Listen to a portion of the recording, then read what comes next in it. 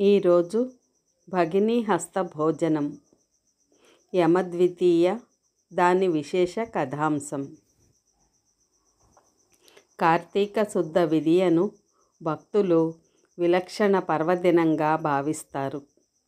ఈ రోజును యమద్వితీయ, పుష్పద్వితీయ, కాంతి ద్వితీయ, భ్రాతృవిదియ వంటి అనేక పేర్లతో పిలుస్తారు. యముడి చెల్లెలు యమున. అన్నను ఆమె ఒకరోజు తన ఇంటికి భోజనానికి ఆహ్వానించింది. రోజుల తరబడి ఆయనకు వీలు పడదు. ఓ రోజున అర్ధాయుష్కుడైన మార్కండేయుడి ప్రాణాన్ని హస్తగతం చేసుకునేందుకు యముడు పాశాలతో వెళ్తాడు. అప్పుడు ఆ బాలభక్తుడు మహాశివుణ్ణి శరణు వేడుకుంటాడు. స్వామి త్రిశూలం తీసుకొని యముడి వెంట పడడంతో ఆయన తన చెల్లెలి ఇంటికి వెళ్ళి తలదాచుకుంటాడు. అన్న ఇన్నాళ్లకు వచ్చాడన్న ఆనందంతో సోదరి సకల మర్యాదలు చేస్తుంది. రుచికరమైన పిండి వంటలతో విందు వడ్డిస్తుంది. భోజనం చేస్తున్న వారిని సంహరించరాదని శివుడు తిరిగి వెళ్ళిపోతాడు. భక్త మార్కండేయుడి ప్రాణ సంరక్షణ జరిగినట్లవుతుంది. మరోవైపు అన్నకు తృప్తికరంగా భోజనం పెట్టాలన్న యమున చిరకాల వాంఛ నెరవేరుతుంది. శివుడి ఆగ్రహానికి గురి కాకుండా తనకు రక్షణను కల్పించిన చెల్లెలి అతిథి మర్యాదలకు యముడు ముగ్ధుడవుతాడు. ఆమెను ఏదైనా వరం కోరుకొమ్మంటాడు. ఈ రోజున చెల్లెలి ఇంటికి వెళ్ళి ఆమె చేతి వంట తినే సోదరుడికి నరకలోకవాసం లేదా అపమృత్యు దోషం కలగరాదని యమున కోరుతుంది. ఆయన పరమానంద భరితుడవుతాడు. ఏటా కార్తీక శుద్ధ విదియ నాడు ఇంటికి వచ్చి ఆమె చేతి వంట తింటానని వరం ప్రసాదిస్తాడు. అదే రోజున తన సోదరి ఇంట ఏ సోదరుడు భోజనం చేస్తాడో అతనికి ఎటువంటి భయమూ ఉండదంటూ యముడు అనుగ్రహిస్తాడు. నీవు కోరిన విధంగా వరమిస్తున్నాను.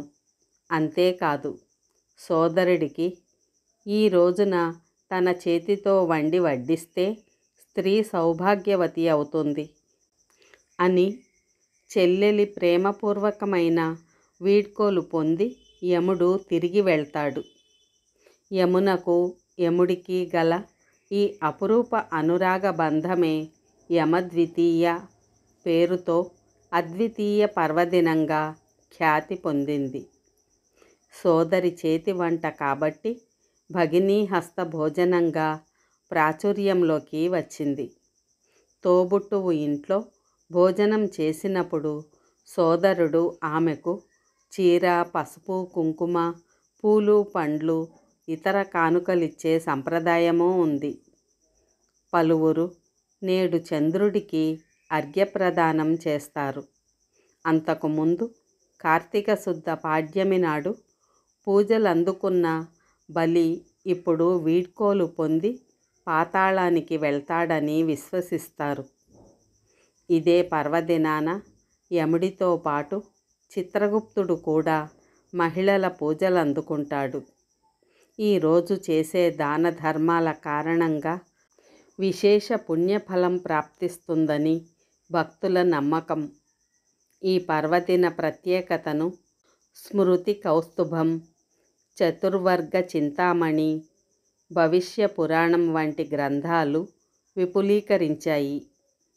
ఈ యాంత్రిక యుగంలో కుటుంబ సభ్యుల మధ్య పరస్పర అవగాహన, సంబంధ బాంధవ్యాలు క్రమక్రమంగా సన్నగిల్లుతున్నాయి.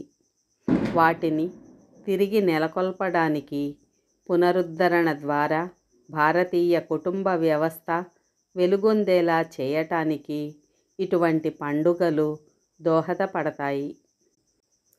ఆర్థిక బంధాల్ని ఆర్ద్రపూరితంగా మార్చేవి, అందరూ ఒకరినొకరు ప్రేమపూర్వకంగా పలకరించుకోవడానికి వేదికగా నిలిచేవి ఇటువంటి పర్వదినాలే.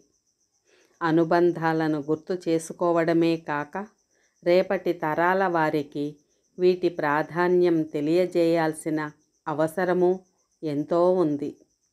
ఇవన్నీ పెద్దలు ఆశించి ఉపదేశించినవి.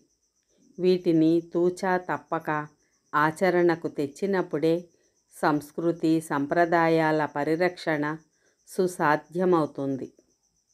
అన్నా చెల్లెళ్ళ పండుగ అనగానే మనందరికీ ముందుగా గుర్తుకు వచ్చేది రక్షాబంధనం.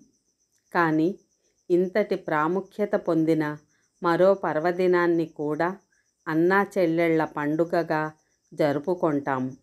అదే భగినీ హస్త భోజనం. ఈ రోజున అక్కా చెల్లెళ్ళు తమ అన్నదమ్ముల్ని ఇంటికి పిలిచి భోజనం పెట్టి వారు ఎల్లప్పుడూ బాగుండాలని పూజలు చేస్తారు. అందుకే దీనిని భగినీ హస్త భోజనం అంటారు. ఈ పండుగను భారతదేశంతో పాటు నేపాల్లో కూడా జరుపుకుంటారు. దీపావళి అయిన రెండో రోజు దీనిని చేసుకుంటారు. ఈ రోజున సోదరులను ఇంటికి పిలిచి వారి నుదుట బొట్టు పెట్టి హారతి ఇచ్చి మిఠాయిలు తినిపించి అక్కా చెల్లెళ్ళు వారికి శుభాకాంక్షలు తెలుపుతారు. తమ సోదరులు ఆరోగ్యంగా ఉండాలని దేవుడిని ప్రార్థిస్తారు. భగినీహస్త భోజనం వెనుక ఉన్న కథ. హిందూ పురాణాల ప్రకారం దీనిని యమద్వితీయ, భాయీ దూజ్గా పిలుస్తారు. ఈ రోజున పురుషులు తమ సోదరి చేతి భోజనం తింటే అపమృత్యు భయాలు తొలగిపోతాయన్నది పురాణ ప్రవచనం. సూర్య భగవానుని కుమారుడు యముడు. ఆయన సోదరి యమి, యమున. ఈ ప్రత్యేక పర్వదినాన యముడు యమున ఇంటికి వెళ్తాడు. ఆ సమయంలో యమున తన సోదరునికి హారతి ఇచ్చి నుదుట తిలకం దిద్ది సాదరంగా లోనికి ఆహ్వానిస్తుంది. యమునికి ఇష్టమైన ఆహార పదార్థాలన్నింటినీ వండి అన్నకి ఎంతో ప్రేమతో తినిపిస్తుంది. దీనికెంతో సంతోషించిన యముడు ఆమెను వరం కోరుకోమనగా ఏటా ఇదే విధంగా వచ్చి తన ఇంట విందు స్వీకరించమని కోరుతుంది. అలాగే అంటూ యముడు వరమిస్తాడు. ఆ పర్వదినాన సోదరి చేతి వంట తిన్నవారికి అపమృత్యు భయం ఉండదని అభయమిస్తాడు.